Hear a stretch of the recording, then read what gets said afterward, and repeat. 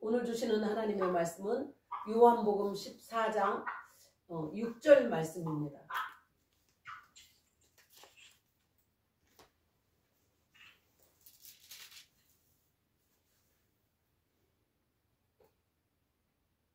요한복음 14장 6절 말씀 다 같이 합독하도록 하겠습니다.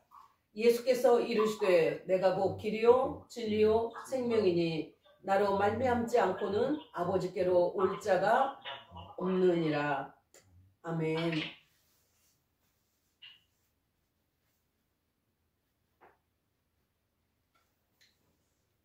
지난주에는 우리가 어떤 말씀을 나눴습니까? 무엇을 믿든지 신실하게 믿으면 된다. 이렇게 그 말씀했던 그것은 말이 좀 앞뒤가 맞지 않다. 비논리적이다. 이 말씀을 우리가 나눴습니다. 무엇을 믿느냐가 무엇을 신실하게 믿느냐가 중요한 거지. 신실하게 믿으면 무엇이든지 믿어도 된다라는 것은 그것이 얼마나 비논리적이었는지 그리고 실제를 알지 못하는 이론에 불과했다는 것을 우리가 깨닫게 되었습니다. 그리고 난 다음에 그러면 모든 종교는 같은 길을 가는가? 그렇지 않다.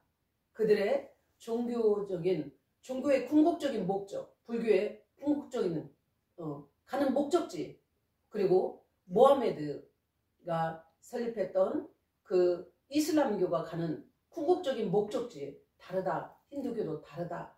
우리 모두가 다 다르다.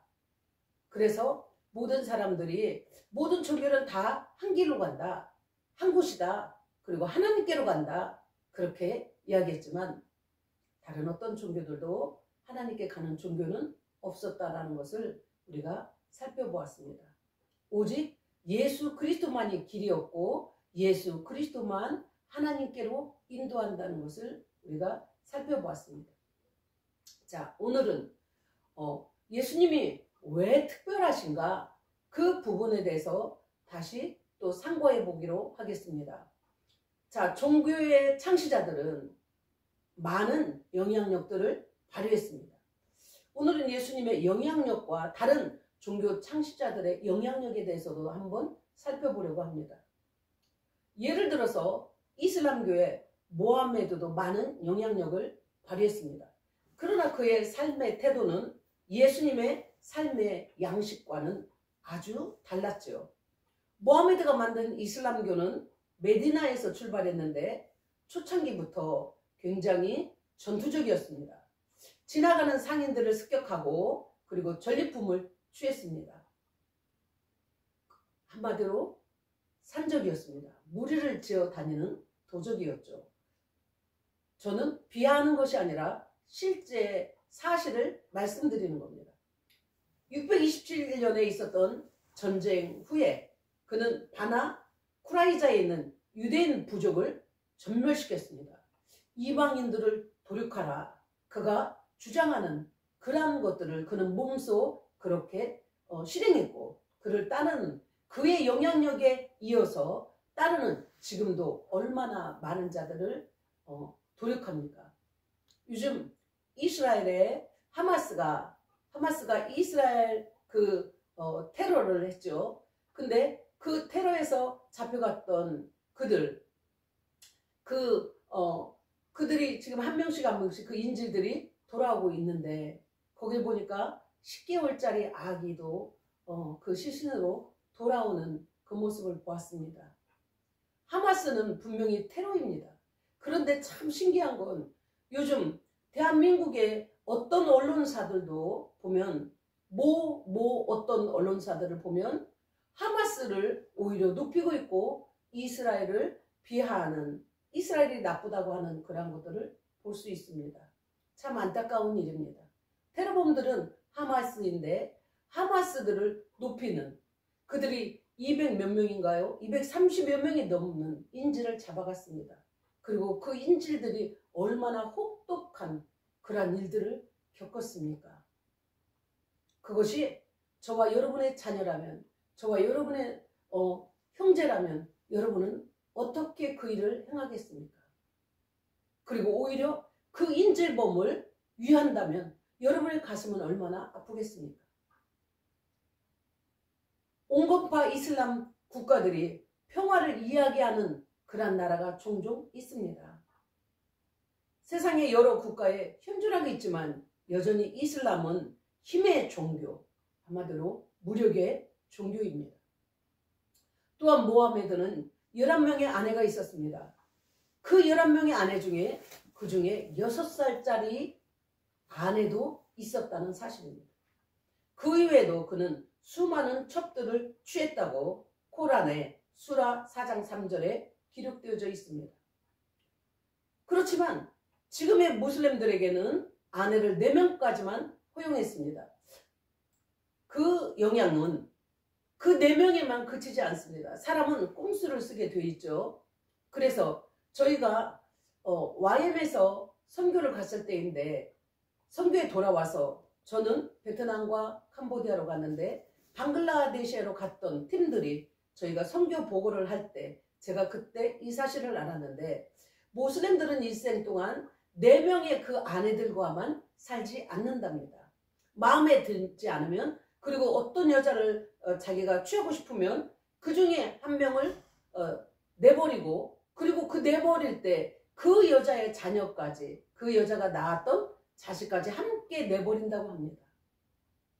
그래서 4명만 살지 않는다. 이런 식으로 버림받은 그 여자들과 그에 딸린 아이들이 쓰레기장을 뒤져가면서 사는 그 처참한 모습을 방글라데시아에서 보았다. 그들을 정말 불쌍해서 볼 수가 없더라 라고 하는 그 선교 보고를 들었습니다. 그런데 방글라데시아뿐만 아니고 이슬람 국가에서는 이런 일들이 비일비재하다는 것입니다. 그것은 모하메드의 영향력입니다. 부처는 어린 시절 응석바지였고 부모의 근심이었습니다. 공자는 진리를 탐구하며 도덕적인 스승이었지만 그의 결혼 생활은 결국 이혼으로 끝났습니다. 현재 우리나라의 자유민주주의를 이어하고 있는 사유주의 체제의 근간이 되는 마오쩌둥과 레닌은 억압받는 노동자들에게는 희망을 주는 듯 했지만 중산층에게는 파멸을 가져다 주었습니다. 그들을 신격화해서 사유주의는 봉신하고 신봉하고 있습니다. 사실 자유민주주의에서 시장경제는 너무 중요합니다. 사업과 경제력은 한편으로 달란트도 필요로 하죠. 아무나 삼성과 같은 기업을 못 만듭니다. 대기업은 사실 혼자서 그래서 또 혼자서 독식하지도 못합니다. 많은 직원들 그리고 수많은 가정들을 책임지는 것과도 같습니다. 그래서 대기업이 정부는 건전하게 경영할 수 있도록 건강하게 직원들의 복지를 챙길 수 있도록 그렇게 건강한 운영을 하도록 권면하는 입장으로 행정을 해야지 부르주아이니까 무작정 대기업을 죽여야 노동자들이 산다. 이 말은 참 비논리적입니다. 왜냐하면 그 모두가 다 그렇게 대기업을 만들 만큼의 달란트들을 가지고 있지 않습니다. 사장이 있고 직원이 있습니다. 그것이 나쁘지 않습니다. 단 그 사장이 악독 사장일 때가 문제인 거지. 다 같이 복지도 잘 해결하면서 간다면 얼마나 좋습니까?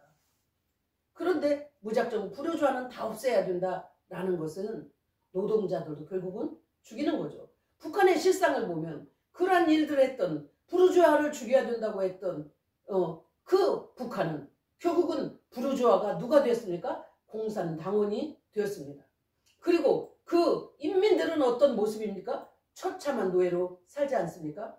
마오쩌둥과 레닌의 영향력은 잔인함과 증오 그리고 진리를 정의를 기독교를 호도하고 억압하는 기초유에 세워졌습니다.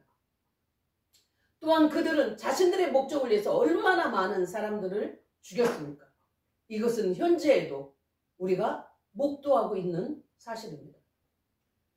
자, 또 우리가 잘 알고 있는 4대 성인 중에 하나인 소크라테스. 그는 어떻게 했습니까? 차마 입에 담을 수 없는 소와 성애자였습니다. 어린 소년들을 범한 자였습니다. 세계 역사 가운데 언행이 일치된 자는, 그리고 그의 삶의 모든 태도와 그리고 말씀과 그리고 그의 가치가 가장 탁월한 특별한 분은 예수 그리스도밖에 없다는 것을 발견할 수 있습니다. 예수님은 가난한 자에게도 희망과 정의와 사랑을 주었고, 부자와 그리고 약한 자들, 노인과 젊은이, 교만한 자, 그리고 자기 학대하는 자들, 그리고 정신질환 자들도 모두를 포용하셨습니다. 예수님은 사람들을 협박하지 않았고, 무력으로 강요하지 않았고, 그리고 무력으로 다리를 불러서 부러뜨려서 하나님께로 이끈 분이 아닙니다. 겁박해서 하나님께 데려오는 자가 아닙니다. 예수님을 보십시오. 인류 역사 어디에서 예수님과 같은 인격의 소유자를 발견할 수 있습니까? 누가 각 세대의 남자와 여자, 심지어 어린아이조차도 근본적으로 변화시킨 예수님의 그 선한 영향력과 맞설 수 있습니까? 예수님의 말씀은 특별합니다. 눈은 눈으로, 이는 이로 갚아하라, 그렇게 했지만 나는 너희에게 이르노니 악한 자를 대적하지 말라. 누구든지 내 오른편 뺨을 치거든 왼편도 돌려대며, 또 너를 고발하여 속옷을 가지고자 하는 자에게 코도까지도 가지게 하고, 또 누구든지 너로 억지로 오리를 가게 하거든 그 사람과 심리를 동행하고, 네게 구하는 자에게 주며 네게 구고자 하는 자에게 거절하지 말라. 또 내 이웃을 사랑하고 내 원수를 미워하라 했다는 것을 너희가 들었으나 나는 너희에게 이르노니 너희 원수를 사랑하며 너희를 핍박하는 자를 위하여 기도하라. 예수님과 같이 가르친 자도 없거니와 이 말씀 그대로 삶으로 사신 분은 역사 이래로 예수님밖에 없다는 사실입니다. 종교적으로 위선을 많이 행했던 그러한 바리새인, 사두개인, 로마의 병사들, 거지와 문득병자, 심지어 자신을 배신해서 죽음에 이르기까지 한 그 제자를 사랑한 분은 지금까지 본 적이 없습니다. 그분은 겸손하지만 강하셨고, 깊은 믿음을 가지셨지만 현실적이셨고, 평화로우셨지만 열정적이셨습니다. 일시적인 감정에 의한 사랑이 아니었고, 육체적으로 강하지 않았지만 그분은 최선을 기울여서 역동적으로 사셨습니다. 유일하게 인간의 역사 가운데 완전한 균형 잡힌 인격을 소유하신 분이었습니다. 예수님의 적들도 예수님의 어떤 잘못을 지적하지 못했죠. 예수님을 처형했던 본디오 빌라도도 3번이나 예수님의 무죄를 선언했습니다. 예수님을 배반한 가룟 유다도 자신이 무죄한 피를 흘렸다. 내가 예수 그리스도에게 무죄하신 예수 그리스도를 내가 고발했다 라고 시인했습니다. 형을 집행했던 로마의 백부장도 참으로 이 사람은 하나님의 아들이도다, 이 사람은 무죄하다라고 고백했습니다. 사랑이 있으셨지만 공의가 있었고, 인자가 있었지만 진리가 분명하셨습니다. 그분은 강점도 없었습니다. 왜요? 약점도 없기 때문이죠. 예수님의 특별한 것이 예수님의 삶의 영향력이었습니다. 자, 두 번째로 모든 종교는 가는 길만 다르지 하나님께로 간다고 지난번 우리가 나눴었습니다. 그런데 그때 우리가 이 점을 살펴봤죠. 그렇다면 인간이 스스로 하나님을 찾아간다 이렇게 생각을 했었죠. 그런데 1000년이 넘는 시간이 흘렀지만 아직도 하나님께 도달하지 못했습니다. 그런데 여기서 특별한 것은 예수님은 하나님이 이 땅에 오셨다라고 말씀하고 있습니다. 하나님을 이 땅에 모셔오신 분이 예수 그리스도이십니다. 빌립보서 2장 5절에서 11절을 보면 이 말씀을 하십니다. 너희 안에 이 마음을 품으라. 곧 그리스도 예수의 마음이니 그는 근본 하나님의 본체시나 하나님과 동등됨을 취할 것으로 여기지 아니하시고 오히려 자기를 비워 종의 형체를 가지사 사람들과 같이 되셨고 사람의 모양으로 나타나사 자기를 낮추시고 죽기까지 복종하셨으니 곧 십자가에 죽으심이라. 이러므로 하나님이 그를 지극히 높여 모든 이름 위에 뛰어난 이름을 주사 하늘에 있는 자들과 땅에 있는 자들과 땅 아래 있는 자들로 모든 무릎을 예수의 이름에 꿇게 하시고 모든 입으로 예수 그리스도를 주라 시인하여 하나님 아버지께 영광을 돌리게 하셨느니라. 예수님은 전능하신 하나님의 속성을 가지셨습니다. 하나님이 세상 안에 태어날 것을 스스로 선택하셨습니다.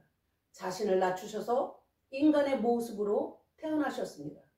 인간의 언어로 형용할 수 없는 전능하신 하나님이 인간의 자궁 안에 수정알로 움츠리신 것입니다. 예수님은 하나님이 누구시고 그분이 얼마나 인간을 사랑하시는지를 보여주시기 위하여 자신을 낮추신 전능하신 하나님이십니다. 바로 이 성육신에서 하나님이 육체의 옷을 입고 오신 이 성육신에서 우리는 상상을 초월하는 광대하신 하나님과 인간의 처지에 들어오셔서 측량할 수 없는 사랑의 하나님을 만나게 됩니다. 예수님의 사랑은 경멸과 모독, 심지어 인간이 행할 수 있는 가장 잔인한 죽음으로 십자가에 못 박히심을 견뎌내셨습니다. 그 인간에 의한 경멸과 모독으로 인한 그 죽음을 견뎌내셨습니다. 요한복음 1장 18절에서 본래 하나님을 본 사람이 없으되 아버지 품속에 있는 독생하신 하나님이 나타내셨느니라. 만일 당신이 하나님이 누구신가를 알기 원하신다면 예수님을 만나십시오. 그를 따라다녔던 제자는 선생이신 예수님께 고백했습니다. 당신은 하나님의 아들이로소이다. 그의 모든 제자들이 동일하게 고백했습니다. 예수 그리스도의 친척이었던 유다는 우리의 구주시고 오직 한 분이신 하나님이시라고 예수 그리스도를 고백했습니다. 그의 육신의 형제 중에 하나인 야고보도, 예수 그리스도의 육신의 동생이었던 야고보도 야고보서 1장 1절에서 고백합니다. 자신을 하나님과 주 예수 그리스도의 종이라고 고백합니다. 같이 밥을 먹었고 같이 리얼하게 설명하면 같이 대변을 보았고 그런 형인데 그를 향하여 하나님이라고 고백했습니다. 부처나 공자는 하나님과의 인격적인 교제를 말해본 적이 없습니다. 윤리적인 강령들만 만들었을 뿐이죠. 모하메드가 왜 교리를 만들었냐면 어렸을 때 그를 둘러싸고 있었던 우상들이 너무 무서웠습니다. 그래서 하나의 교리를 만들었어요. 절대 우상은 섬기지 말아라. 그러면서 했던 것이 뭐냐면 알라는 하나야. 그런데 가장 절대 하면 안 되는 것은 우상이야. 그래서 그가 우상이 있는 옆에 있는 것들이 무서워서 그가 그 우상을 절대 섬기면 안 된다라고 이야기했고 알라는 오직 하나밖에 없다 이렇게 이야기했습니다. 그렇지만 그는 인간에게 절대적으로 하나님과의 인격적인 교제를 말하지 않았습니다. 만약에 알라와 교제했다 이 말을 들으면 그는 돌로 쳐 죽임을 당하는 겁니다. 만약에 누군가 간증을 해요. 알라와 내가 교제를 했어. 알라가 나한테 이렇게 말을 했다. 그러면 그는 돌로 쳐 죽임을 당하는 것입니다. 모하메드를 따르는 그의 추종자들도 이교도들에게 같은 심판을 하고 있습니다. 그리고 이슬람교를 변절하는 대가가 무엇입니까? 죽음입니다. 만일 그들이 배신한다면 당신은 그들을 발견하는 자리에서 그들을 잡아 죽여라. 수라 4장 89절에서 말씀하고 있습니다. 말하고 있습니다. 그런데 그렇게 하나님과 인격적인 교제가 어느 누구도 있지 않는데 예수님은 하나님을 아빠라고 불렀습니다. 그리고 성경의 구석구석에서 복음서에서 아들은 아버지께서 하시는 것을 보는 대로 따라할 뿐이요 아무것도 마음대로 하지 않는다. 나는 아버지께서 하신 것을 보고 내가 그대로 따라한다. 나는 아버지의 뜻을 행하러 왔다. 요한복음 6장 40절에서 내 아버지의 뜻은 아들을 보고 믿는 자마다 영생을 얻는 이것이니 마지막 날에 그들을 다시 살리리라. 아버지여 때가 이르렀사오니 아들을 영화롭게 하사 아들로 아버지를 영화롭게 하게 하옵소서. 아버지 이 의미보다 우리나라의 언어로 아빠라는 언어가 더 이 원 언어에 더 적합한 말입니다. 아버지를 부를 때, 하나님 아버지를 부를 때 아빠라고 하셨던 사실입니다. 자, 예수님은 그렇게 모든 종교가 하나님께 데리고 가지 않을 때 내가 곧 길이요 진리요 생명이니 나를 말미암지 않고는 아버지께 갈 자가 없느니라 말씀하셨습니다. 하나님께로 갈 길이 없던 인간에게 하나님께로 갈 길이 되신 분이 예수님밖에 없다는 겁니다. 이 세상 어느 누구도 자신이 진리, 하나님이라고 선포한 자가 없습니다.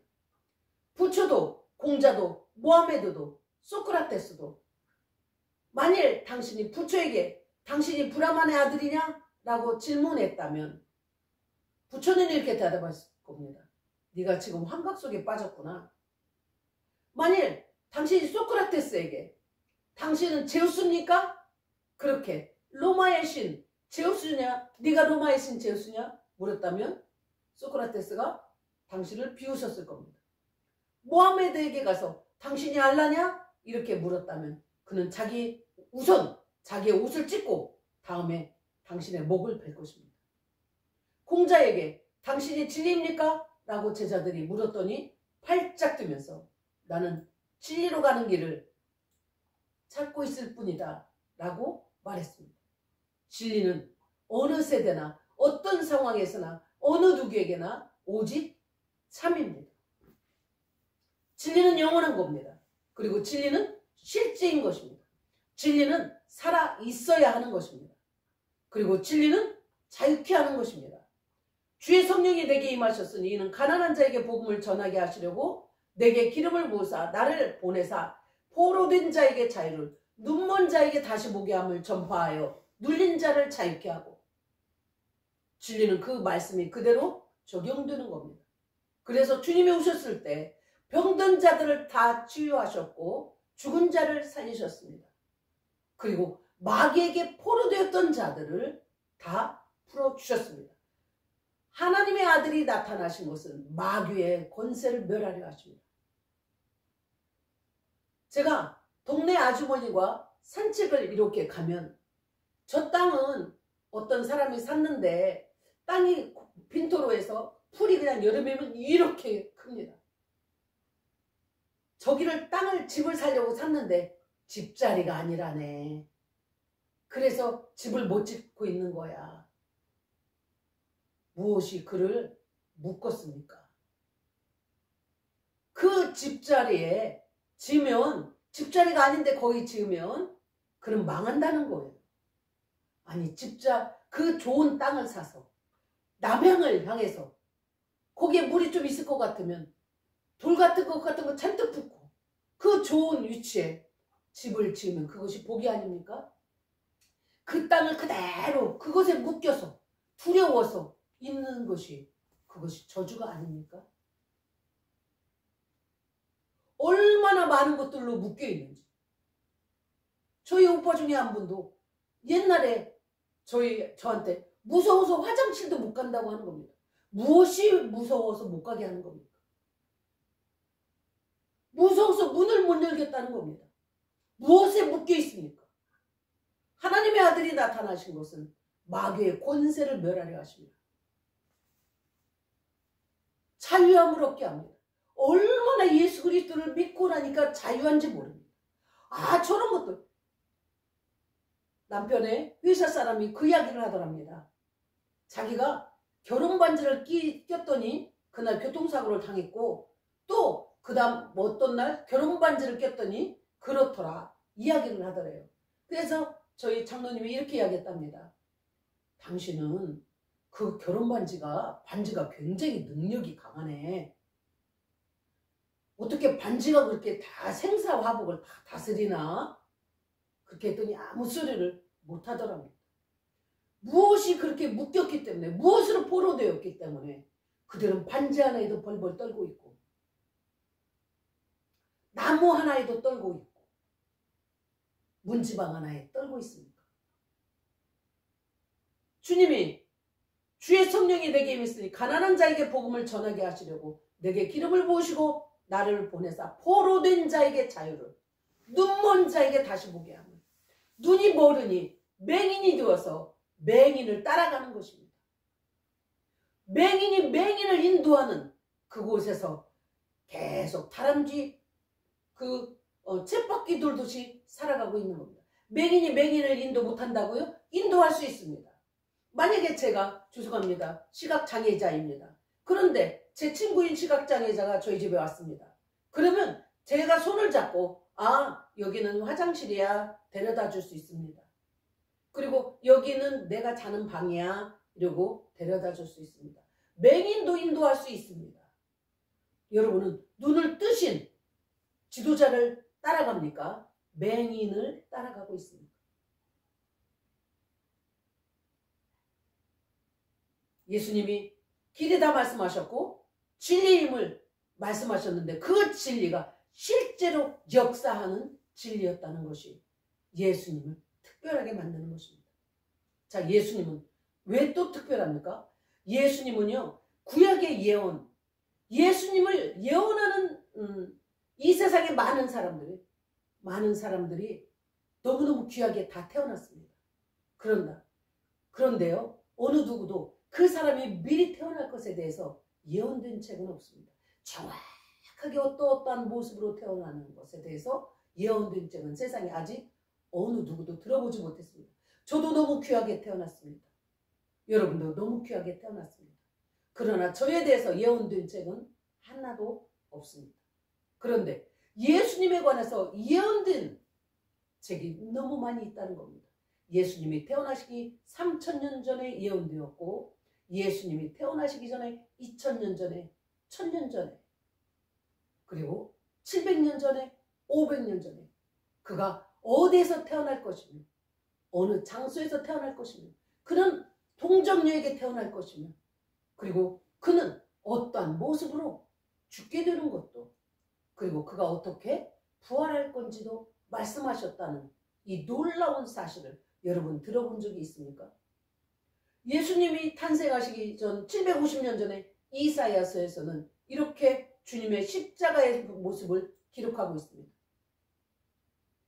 그는 주 앞에서 자라나기를 연한 순 같고 마른 땅에서 나온 뿌리 같아서 고운 모양도 없고 풍채도 없은즉 우리가 보기에 흠모할 만한 아름다운 것이 없도다. 위적인 외모가 그렇다는 겁니다. 그는 멸시를 받아 사람들에게 버림받았으며 간고를 많이 겪었으며 질고를 아는 자라. 마치 사람들이 그에게서 얼굴을 가리는 것 같이 멸시를 당하였고 우리도 그를 귀히 여기지 아니하였도다. 예수님을 뺨을 때렸고 침을 뱉었습니다. 그는 실로 우리의 질고를 지고 우리의 슬픔을 당하였거늘 우리는 생각하기를 그는 징벌을 받아 하나님께 맞으며 고난을 당한다 하였노라. 알고 보니 그가 찔림은 우리의 허물을 인하며 그가 상함은 우리의 죄악 때문이라. 그가 징계를 받음으로 우리는 평화를 누리고 그가 채찍에 맞음으로 우리는 나음을 받았도다. 우리는 다 양 같아서 그릇 행하며 각기 제 길로 갔거늘 하나님께서는 우리 모두의 죄악을 그에게 담당시키셨도다. 창조주 하나님이 당신의 형상으로 지으신 인간을 사랑함으로 그들의 죄악으로 말미암아 그 죄인들이 영원한 멸망의 길을 가는 것을 방관할 수 없어서 친히 이 땅에 오셔서 그 죄인의 모습으로 오셨고 사셨고 그럼에도 또 그 주인들의 손에 죽는, 그럼에도 불구하고 그들을 사랑하셔서 구하시는 이 엄청난 놀라운 일이 역사 가운데 일어났다면, 그것이 사실이라면 여러분은 어떻게 하시겠습니까? 그분은 당신이 믿든지 믿지 않든지 역사의 중앙에 있습니다. 내가 안 믿었을 때도 그분은 이 역사를 BC와 AD로 나누신 분입니다. 우리는 2025년에 살고 있습니다. AD 2025년입니다. 그것은 무엇입니까? 아노 도미네라는 뜻인데 in Jesus Christ입니다. 예수 그리스도 안에 예수님이 오신 후로 한마디로 그 말씀을 하고 있는 겁니다. BC는 무엇입니까? Before Christ. 예수 그리스도가 오기 전에 라고 역사의 축은 그렇게 나누어져 있다는 사실입니다. 역사라는 단어는 히스토리라고 하죠. 히스토리는 무엇입니까? 히스, 그의 스토리입니다. 이야기입니다. 그가 누구십니까? 그가 누구길래 역사의 전 세대를 중심의 축에서 주장하고 계십니까?